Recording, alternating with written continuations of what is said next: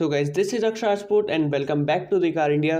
तो आज की वीडियो में हम कंपेयर करने वाले हैं टाटा पंच को निसान मैग्नाइट के साथ। तो टाटा पंच एक माइक्रो एसयूवी है और निसान मैग्नाइट एक कॉम्पैक्ट एसयूवी है। तो दोनों ही गाड़ियों के सेगमेंट तो डिफरेंट है, बट इन दोनों ही गाड़ियों में एक चीज कॉमन भी है, वो है इनके प्राइसेस, क्योंकि दोनों ही गाड़ियों के प्राइसेस आपको लगभग सेम ही मिल जाते हैं। तो चलो आज कंपेयर करते हैं दोनों ही गाड़ियों को और देखते हैं कौन किससे कितना आगे है। पहले कंपेयर कर लेते हैं दोनों ही गाड़ियों के डायमेंशंस को। तो पंच है 3827 मिलीमीटर्स एंड मैग्नाइट की 3994 मिलीमीटर्स।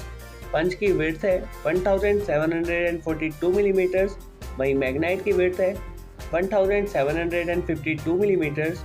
पंच की हाइट है 1613 मिलीमीटर्स, वहीं मैग्नाइट की हाइट है 1572 मिलीमीटर्स। तो लेंथ और विड्थ वाइज आपको मैग्नाइट आगे मिलती है, वहीं हाइट वाइज आपको पंच आगे मिलती है। अब कंपेयर करते हैं दोनों ही गाड़ियों के ग्राउंड क्लियरेंस को। तो पंच का ग्राउंड क्लियरेंस है 196 मिलीमीटर्स, वहीं मैग्नाइट का ग्राउंड क्लियरेंस है 205 मिलीमीटर्स। तो आपको मैग्नाइट पे 9 mm ज़्यादा ग्राउंड क्लियरेंस मिलेगा एज कम्पेयर टू टाटा पंच। तो ये डिफरेंस तो आपको सेगमेंट की वजह से भी देखने को मिल सकता है, क्योंकि दोनों ही गाड़ियां अलग अलग सेगमेंट की हैं। अब देखते हैं दोनों ही गाड़ियों के बूट स्पेस को। तो टाटा पंच का बूट स्पेस है 366 लीटर्स का, वहीं मैग्नाइट का बूट स्पेस है 336 लीटर्स का।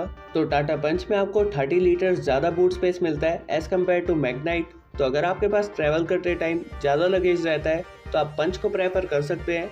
तो अब आगे बढ़ते हैं, बात करते हैं दोनों ही गाड़ियों में मिलने वाले इंजन ऑप्शंस के बारे में। तो टाटा पंच में आपको एक इंजन मिलता है, वहीं मैग्नाइट में आपको 2 इंजन मिल जाते हैं। पहले बात करते हैं टाटा पंच के इंजन ऑप्शन के बारे में। तो उसमें आपको मिलता है 1.2 लीटर का 3 सिलेंडर पेट्रोल इंजन, जो कि जनरेट करता है 84 PS की पावर एंड 113 न्यूटन मीटर का टॉर्क। तो ये इंजन आपको मैनुअल और ऑटोमेटिक दोनों ही ट्रांसमिशन में मिल जाता है। अब बात करते हैं मैग्नाइट के इंजन के बारे में। तो उसमें आपको 2 इंजन मिलते हैं। पहले बात करते हैं फर्स्ट इंजन के बारे में।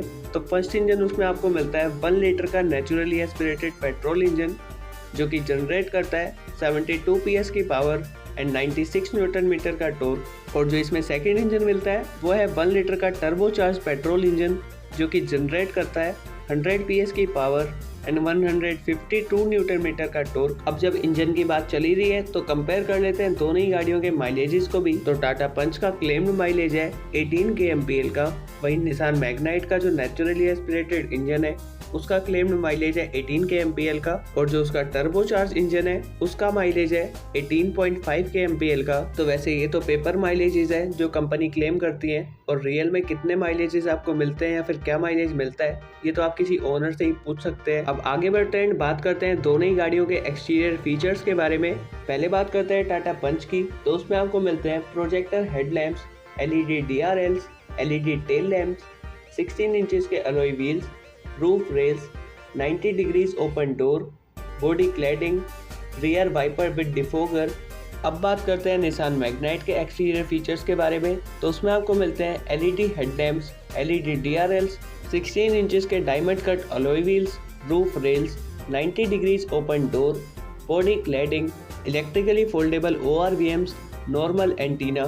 तो वैसे एक्सटीरियर फीचर्स वाइज तो दोनों ही गाड़ियाँ सेम है, कोई आपको इतना खास डिफरेंसेस में नहीं मिलता है। एक आध डिफरेंस मिल जाए तो वो बात अलग है। तो अब आगे बढ़ते हैं, बात करते हैं दोनों ही गाड़ियों के इंटीरियर फीचर्स के बारे में। पहले देखते हैं टाटा पंच के इंटीरियर फीचर्स को। तो उसमें आपको मिलता है premium dashboard layout, flat rear floor, D cut steering wheel, start stop button, auto climate control, height adjustable driver seats, leather steering, auto foldable ORVMs, cooled glove box, armrest, steering mounted control और tilt adjustable steering wheel आपको मिल जाता है। तो अब बात करते हैं Nissan Magnite के बारे में। तो उसमें आपको मिलते हैं rear AC vents, auto climate control, leather seats, start stop button, auto foldable ORVM, leather steering, rear armrest, steering mounted control और टिल्ट एडजस्टेबल स्टीयरिंग व्हील आपको निसान मैग्नाइट में भी मिल जाता है। अब अगर बात करें इनके इंटीरियर के डिफरेंसेस के बारे में, तो टाटा पंच में एक ही ऐसा फीचर है जो कि आपको निसान मैग्नाइट में नहीं मिलता है,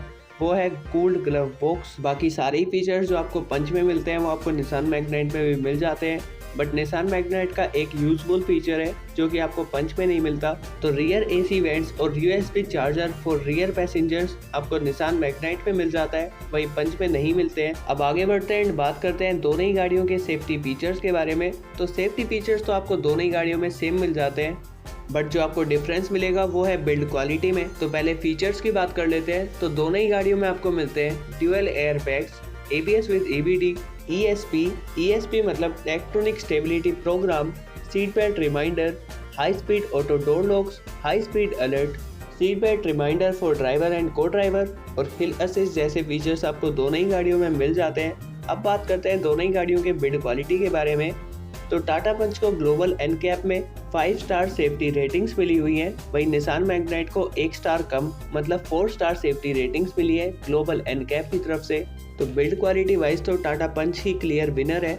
अब आगे बढ़ते हैं, बात करते हैं दोनों ही गाड़ियों के प्राइजेस के बारे में। तो टाटा पंच के प्राइजेस स्टार्ट होते हैं 6 लाख से और इसके टॉप मॉडल का प्राइस है 9.54 लाख। अगर बात करें निसान मैग्नाइट की तो उसके प्राइजेस स्टार्ट होते हैं 5.97 लाख से और इसके टॉप मॉडल का प्राइस है 10.79 लाख। तो दोनों ही गाड़ियों का बेस मॉडल तो आपको लगभग सेम प्राइस रेंज में मिल जाएगा, बट टॉप मॉडल में आपको निसान मैग्नाइट 1 लाख रुपए ज़्यादा महंगी मिलती है एज कम्पेयर टू टाटा पंच।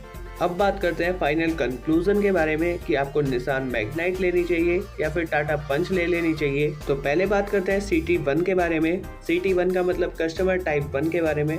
जो लोग ये सोच रहे हैं कि इन दोनों में से किसी एक गाड़ी का बेस मॉडल ले लेते हैं, तो मेरे हिसाब से आपको बेस मॉडल तो निसान मैग्नाइट का ही लेना चाहिए क्योंकि डायमेंशंस वाइज आपको ज़्यादा बड़ी मिलती है मैग्नाइट। अब कुछ लोग मेरे को सेफ्टी वाइज ये बोलेंगे कि अगर मैग्नाइट लेंगे तो सेफ्टी का क्या होगा। तो भाई साहब, निसान मैग्नाइट में भी 4 स्टार सेफ्टी रेटिंग्स है और 80 की स्पीड क्रॉस करने के बाद आप कितनी भी मजबूत गाड़ी भी ले आओगे ना, तब भी आपको कोई नहीं बचा सकता अगर 80 से ऊपर किसी का भी एक्सीडेंट होता है तो गाड़ी के साथ साथ सेफ्टी तो अपने हाथ में भी होती है। वो तुम्हारी बात ठीक है कि पंच लेनी चाहिए, 5 स्टार सेफ्टी रेटिंग्स है, बट निसान मैग्नाइट में भी आपको अच्छी सेफ्टी मिली रही है, तो आप कोई सी भी गाड़ी का बेस मॉडल चूज कर सकते हैं। अब बात करते हैं CT2 के बारे में, कस्टमर टाइप 2 के बारे में। जो लोग टॉप मॉडल लेना चाहते हैं तो टॉप मॉडल तो आप किसी भी गाड़ी का चूज कर सकते हैं अपने बजट के हिसाब से, और बाकी ये सब तो आपकी पर्सनल चॉइस पे भी डिपेंड करता है कि कौन सी गाड़ी की लुक्स आपको ज्यादा पसंद आती है। तो गाड़ी हो या कोई भी चीज हो, जो चीज आपको पसंद आ रही है वो चीज आप लेके आ सकते हो, कोई इसमें चिंता करने वाली बात ही नहीं है। बाकी गाड़ी खरीदते टाइम सारे फीचर्स, सारे सेफ्टी फीचर्स का तो ध्यान रखना ही चाहिए। तो बस आज की वीडियो में बस इतना ही। अब हम मिलते हैं नेक्स्ट वीडियो में। Till then stay subscribe and try